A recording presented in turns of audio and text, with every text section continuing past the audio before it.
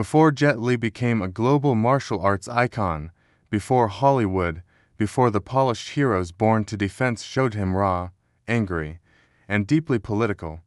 This wasn't just a kung fu movie, it was a statement. #10 Jet Li's first major creative turning point. When people talk about Jet Li's early career, they usually jump straight from Shaolin Temple to his later international fame. But Born to Defense in 1988 sits right in the middle as a crucial turning point that often gets overlooked. This was the moment where Jet Li stopped being just a national martial arts champion turned actor and started becoming a storyteller with something to say. Up until this film, Jet Li's roles were largely built around showcasing technical perfection. His movements were clean, precise, almost textbook-level wushu. In Born to Defense, that changes. His character is no longer a calm, disciplined monk or a symbolic hero. Instead, he plays a Chinese soldier returning home after war, emotionally scarred, socially isolated, and constantly provoked. That shift alone made the film feel heavier and more grounded than his earlier work. From a creative perspective, this movie pushed Jet Li into unfamiliar territory. The action was still there, but it wasn't elegant for elegance's sake. Fights felt rougher, angrier, sometimes even uncomfortable. This reflected Jet Li's own mindset at the time. He was transitioning from being a performer executing choreography to an actor exploring character motivation, internal conflict, and moral ambiguity. For an audience used to seeing him as almost flawless, this was surprising and risky. In many ways, Born to Defense feels like an American-style underdog story filtered through a Chinese historical lens. The protagonist isn't celebrated. He's misunderstood, insulted, and repeatedly humiliated by foreign soldiers and local collaborators. That emotional arc being pushed to the edge again and again mirrors the structure of many classic American revenge or redemption films from the 80s. You can almost imagine this character dropped into a Western setting and still working as a compelling anti-hero. What makes this fact especially important is that it set the tone for Jet Li's later dramatic depth. Films like Once Upon a Time in China would later balance philosophy, nationalism, and spectacle, but Born to Defense was where he first tested those waters. Without this film, Jet Li might have remained just a technical marvel. With it, he began evolving into a cinematic figure who could carry meaning, not just movement. Number 9 Ampere film deeply rooted in national pride and humiliation. One of the most striking aspects of Born to Defense is how openly it deals with national humiliation, a theme that was emotionally charged in late 1980s Chinese cinema. The story takes place in a period where foreign military presence represents not just physical threat, but cultural dominance. Jet Li's character isn't just fighting individuals. He's reacting to a system that treats him and his people as inferior. This theme resonates strongly when viewed through a broader, almost American-style, historical analogy.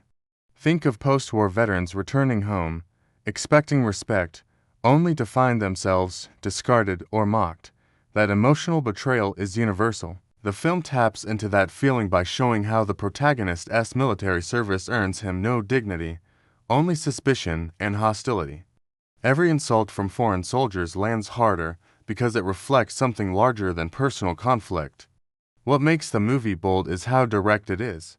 There's very little subtlety in how foreign aggressors are portrayed. They're loud, arrogant, and openly contemptuous. While modern audiences might find this depiction blunt, it worked powerfully at the time. The movie wasn't aiming for neutrality. It was channeling anger that many viewers already felt but rarely saw expressed so openly on screen. From a storytelling standpoint, this creates a constant pressure cooker. The protagonist tries to stay out of trouble, but the world refuses to leave him alone. Barroom taunts escalate into public humiliation. Friendly competitions turn into deliberate acts of dominance. Each confrontation strips away his patience until violence feels inevitable rather than optional. That progression is key. It makes the final explosions of action feel earned, not gratuitous. For Western viewers, this structure feels familiar. It is similar to the emotional buildup in classic American revenge films where the hero doesn't start as a vigilante, he's pushed there. The difference is that Born to Defense frames this journey within a collective memory of national suffering rather than individual injustice alone. That combination gives the film a heavier emotional weight than many straightforward martial arts movies. This fact also explains why Born to Defense feels angrier than most of Jet Li's early films. It's not just about personal honor. It's about dignity, identity, and the fear of being erased or belittled in your own home. That's why the fights aren't just spectacles. They're emotional releases, moments where the character briefly regains control in a world determined to strip it away. By grounding its action in this context, the film elevates itself from simple entertainment to cultural expression. It becomes a snapshot of a specific emotional moment in history, one that still resonates today whenever stories explore pride, resentment, and the cost of silence in the face of disrespect. Number 8. The unusual portrayal of violence, inevitable, not heroic. One of the most fascinating facts about Born to Defense is how it treats violence not as something glamorous or triumphant, but as something unavoidable. This is a sharp contrast to many martial arts films of the same era, where fights are often framed as tests of skill or honor. In this movie, violence feels like a consequence, not a goal. Jet Li's character does not seek conflict. In fact, he repeatedly tries to walk away from it, even when doing so costs him dignity. This choice gives the film a surprisingly modern tone. The protagonist is constantly weighing restraint against survival. Each time he swallows his anger, the audience feels the tension build. You're not watching someone show off, you're watching someone slowly lose the ability to endure humiliation. When the fights finally happen, they don't feel celebratory. They feel heavy, almost tragic, as if every punch is another step away from peace. From an American storytelling perspective, this aligns closely with the archetype of the reluctant fighter. Think of classic films where the hero is pushed into violence by circumstances beyond his control. The emotional logic is the same. If the system refuses to protect you, and dignity is repeatedly stripped away, resistance becomes the only language left. Born to Defense applies that logic within a historical and political framework, making the action feel grounded rather than stylized. What makes this especially effective is Jet Li's performance style. He doesn't enter fights with confidence or swagger. His body language is tight, defensive, and tense. Even when he clearly has the upper hand, there's no sense of joy. This reinforces the idea that these confrontations are burdens, not victories. The audience isn't meant to cheer for domination. They're meant to understand why the fight had to happen at all. This approach also explains why the film leaves a lingering emotional impact. Instead of ending each fight with relief, it often leaves behind consequences, injuries, resentment, escalation. Violence solves nothing permanently. It only postpones the next confrontation. That realism was unusual for a Jet Li film at the time and signaled his willingness to experiment with darker, more complex narratives. 7. A rare look at Jet Li playing a deeply flawed hero. Another key fact about Born to Defense is that Jet Li's character is not portrayed as morally perfect. This is not a spotless hero guided by wisdom and balance. He's stubborn, emotionally closed off, and sometimes makes decisions that actively worsen his situation. That imperfection is intentional, and it's what makes the character feel human. Throughout the film, the protagonist's pride repeatedly gets in his way. He refuses help when he needs it. He isolates himself rather than explain his pain. When insulted, he oscillates between extreme restraint and sudden outbursts, never fully finding a middle ground. These flaws aren't treated as quirks, they're central to the story. His inability to adapt emotionally is just as dangerous as the enemies he faces. This character design feels surprisingly aligned with American dramatic traditions. In many classic character-driven films, the hero's internal weakness mirrors the external conflict. Here, the protagonist's struggle with pride and trauma reflects the broader theme of national humiliation. His personal anger is inseparable from collective memory. That connection makes his flaws understandable, even when they're destructive. What's especially interesting is how Jet Li communicates these flaws without excessive dialogue. Much of the character's emotional state is conveyed through silence, posture, and hesitation. He often pauses before responding, as if calculating whether dignity is worth the cost. Those moments of hesitation add layers to the performance, making him feel less like a symbol and more like a man caught between past loyalty and present reality. This flawed portrayal also affects how the audience interprets his victories. When he wins a fight, it doesn't feel like moral confirmation. It feels like temporary relief. You sense that the internal conflict remains unresolved. That's a powerful narrative choice because it prevents the film from offering easy answers. Strength alone is not enough. Survival does not equal healing. By allowing Jet Li to play someone emotionally damaged and inconsistent, Born to Defense expands his screen identity. It shows that he can carry a role where martial arts skill is secondary to psychological tension. This would later become one of his greatest strengths as an actor, his ability to balance physical mastery with emotional vulnerability. Together, these elements make Born to Defense stand out in Jet Li's filmography. It's not just about who wins or loses fights. It's about what those fights cost internally. That depth is what keeps the film compelling long after the final punch lands. Number 6. The film's raw, unpolished action style. A major reason Born to Defense feels so different from many other Jet Li films is its deliberately raw action style. This is not the clean, rhythmic, almost dance-like choreography that audiences associate with traditional Wushu cinema. Instead, the fights feel abrupt, messy, and emotionally charged. Movements are shorter, strikes are heavier, and there's a noticeable lack of flourish. That choice was not accidental. The film's action reflects the mental state of its protagonist. Jet Li's character is not performing to impress, he's reacting to threats in real time. This creates a sense of unpredictability that keeps viewers on edge. You don't feel like you're watching a routine you've seen before. Each fight feels like it could spiral out of control at any moment, which adds genuine tension to the scenes. From a Western cinematic perspective, this style resembles the gritty action films of the late 1970s and 80s, where realism began to replace spectacle. Think of movies where fights look exhausting rather than elegant, where characters win not because they're perfect, but because they're desperate. Born to Defense taps into that same energy, making its action feel emotionally authentic rather than technically impressive. Another key aspect is how the camera is used. Instead of wide, celebratory shots that showcase full body movement, the film often stays closer to the action. This compresses the space and makes fights feel claustrophobic. You're not watching from a safe distance, you're inside the chaos. That visual intimacy reinforces the idea that these confrontations are personal and dangerous, not theatrical. What's especially notable is that Jet Li willingly tones down his athletic showmanship. At this point in his career, he was more than capable of dazzling audiences with speed and precision. Choosing not to do so demonstrates a level of maturity and restraint. He allows the story to dictate the movement, not the other way around. That decision strengthens the film's overall tone and prevents the action from undermining the emotional stakes. This rawness also makes the film age surprisingly well.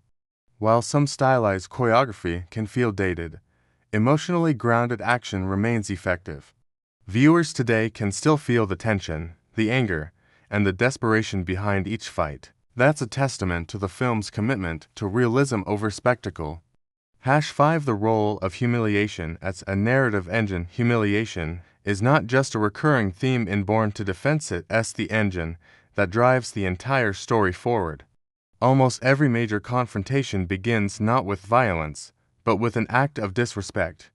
The protagonist is mocked, belittled, or publicly challenged. These moments are carefully structured to escalate gradually, allowing the audience to feel the pressure build alongside him. What makes these scenes effective is their familiarity. From an American storytelling standpoint, humiliation is often used to establish empathy.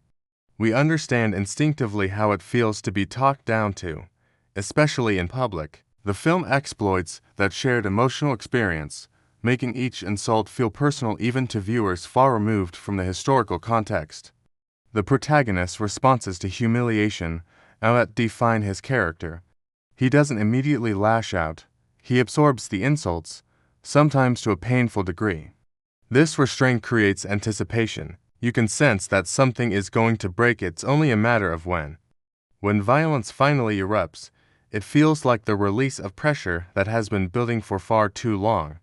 Importantly, humiliation in the film is never random. It's always tied to power. Foreign soldiers humiliate locals because they can. Local collaborators join in to elevate their own status. This layered dynamic makes the insults more than personal slights. They become symbols of systemic imbalance. The protagonist, in just defending himself, he's resisting a hierarchy designed to keep him silent. This narrative structure gives the film a strong emotional rhythm. Tension rises, restraint holds, humiliation escalates, and confrontation becomes inevitable. It's a cycle that repeats throughout the movie, each time with higher stakes.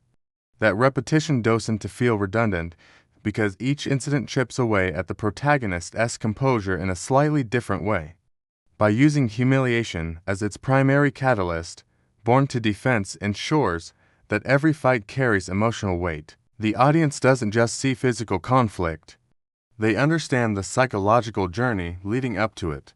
This makes the action feel necessary rather than excessive, and it reinforces the film's central message about dignity, resistance, and the human cost of enduring disrespect for too long. These elements together deepen the film's impact, transforming it from a simple martial arts movie into a character-driven story about endurance under pressure. Number for the film's uncompromising tone and why it divided audiences. One of the most important facts about Born to Defense is that its tone is unapologetically harsh, and that decision divided audiences both then and now. This is not a comforting movie. It doesn't offer easy victories, light-hearted humor, or the kind of moral clarity that reassures viewers everything will turn out fine. Instead, it sits in discomfort and forces the audience to stay there. From the very beginning, the film establishes a bleak emotional environment. The world Jet Li's character returns to is not welcoming. It's suspicious, hostile, and full of unresolved tension. This creates a sense that peace is fragile at best and impossible at worst. Unlike many martial arts films that build toward triumph, Born to Defense often feels like it's building toward inevitability. Conflict isn't a possibility, it's a countdown. This tonal choice was risky, especially for an actor still solidifying his star identity.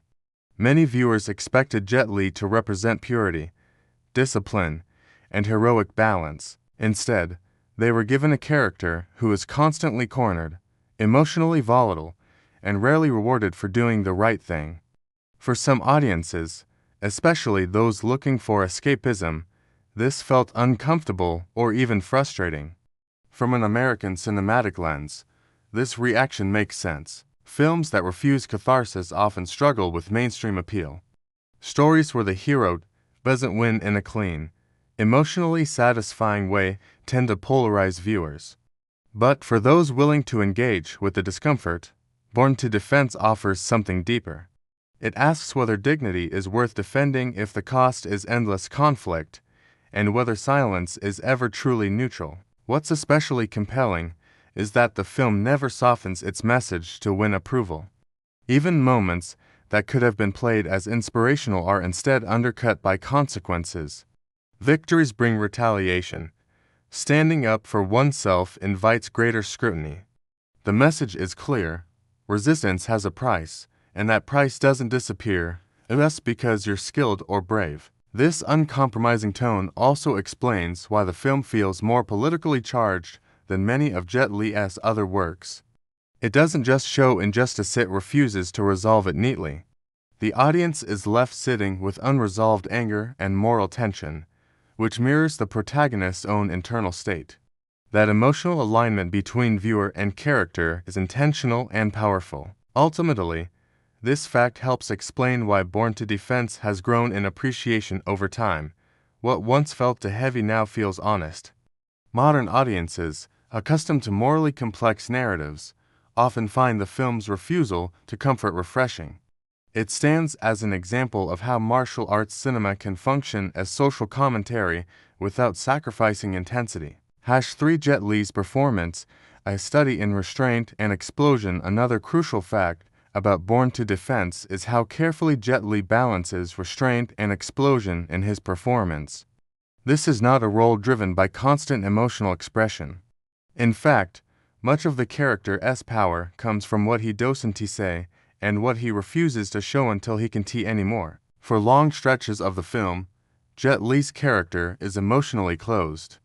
He speaks little, reacts minimally, and often withdraws from social interaction altogether. This restraint creates a sense of coiled tension. You feel like you're watching someone holding themselves together through sheer force of will.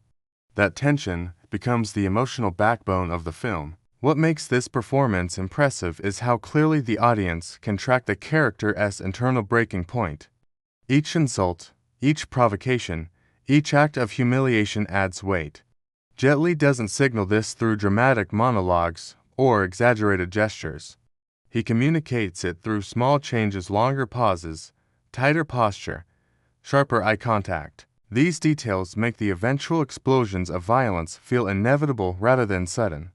From a Western acting perspective, this approach aligns closely with method-driven performances where internal conflict drives external behavior. The character doesn't fight because he enjoys it or because he wants recognition. He fights because emotional containment has failed. Violence becomes the release valve for everything he has suppressed. When those explosive moments arrive, they feel overwhelming precisely because of the restraint that came before.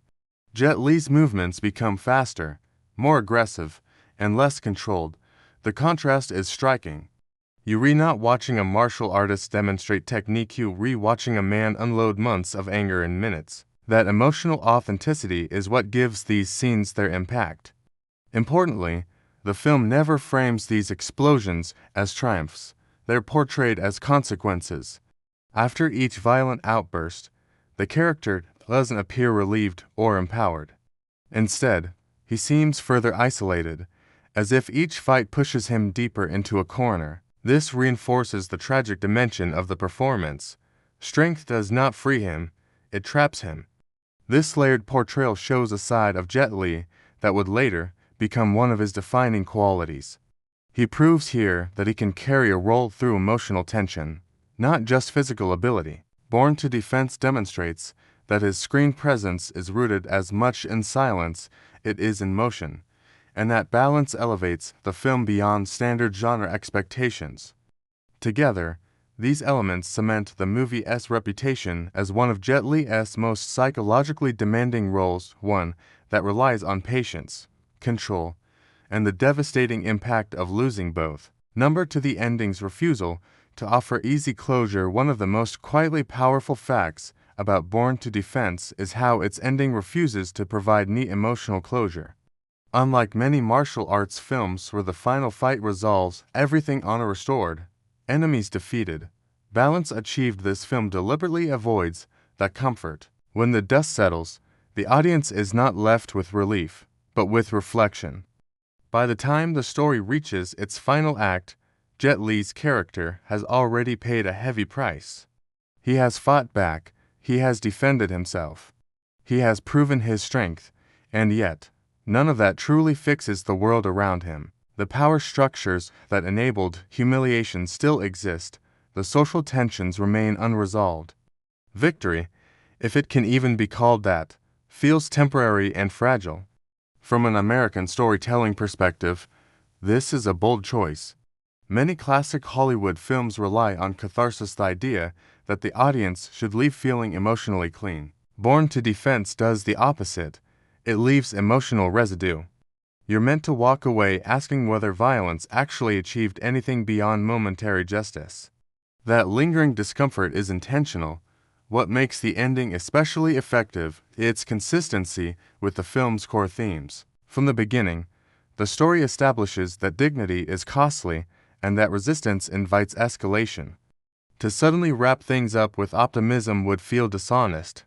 Instead, the ending reinforces the idea that standing up for oneself does not magically heal trauma or erase inequality.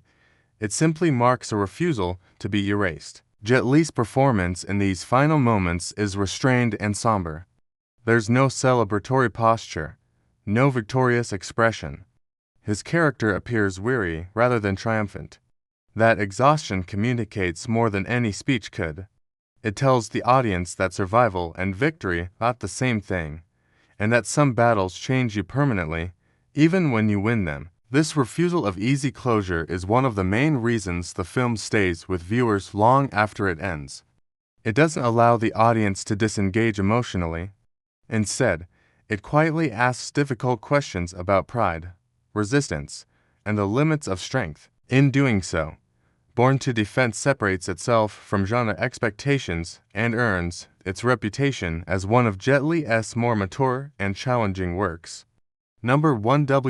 Why Born to Defend remains one of Jet Li's most underrated films. The final and perhaps most important fact is this: Born to Defend remains one of Jet Li's most underrated films precisely because it doesn't fit neatly into any category. It's not purely a martial arts showcase. It's not a straightforward patriotic epic. It's not a clean revenge story. Instead, it exists in the uncomfortable space between all of them. Many viewers overlook this film because it lacks the elegance of Once Upon a Time in China or the spectacle of Jet Li's later international projects, but that comparison misses the point. Born to Defend is not trying to inspire awe, it's trying to provoke thought. Its power lies in emotional tension, moral ambiguity, and psychological realism rather than polished choreography. From a modern, American-style analytical lens, this makes the film especially relevant today. Contemporary audiences are increasingly drawn to flawed heroes, unresolved endings, and stories that reflect real-world complexity. In that sense, Born to Defend feels ahead of its time. It anticipated a shift toward more grounded, introspective action storytelling long before it became mainstream. The film also represents a critical stage in Jet Li's artistic evolution. It shows him experimenting with anger, silence, trauma, and restrained elements that would later define his most compelling performances. Without this film, his career arc would feel incomplete. It is the bridge between youthful athleticism and mature screen presence. Most importantly, Born to Defend dares to suggest that defending oneself is not always empowering, that dignity can be preserved without happiness, and that strength does not guarantee peace. Those ideas are uncomfortable, but they are honest. And honesty, more than spectacle, is what gives this film its lasting impact. For viewers willing to look beyond surface-level action, Born to Defend offers a rare combination of physical intensity and emotional depth. It stands as a reminder that some of the most meaningful films are not the ones that make us cheer the loudest, but the ones that stay in our minds the longest. If you enjoyed this deep dive into Born to Defend and Jet Li's early career, don't forget to like the video to support the channel. Share it with friends who love classic martial arts films and underrated cinema. Subscribe for more long-form breakdowns, hidden facts, and film history you won't hear anywhere else. Join the channel to unlock exclusive content and behind-the-scenes discussions, and hit thanks if you want to directly support future videos. Your support keeps these stories alive, and we'll see you in the next deep dive.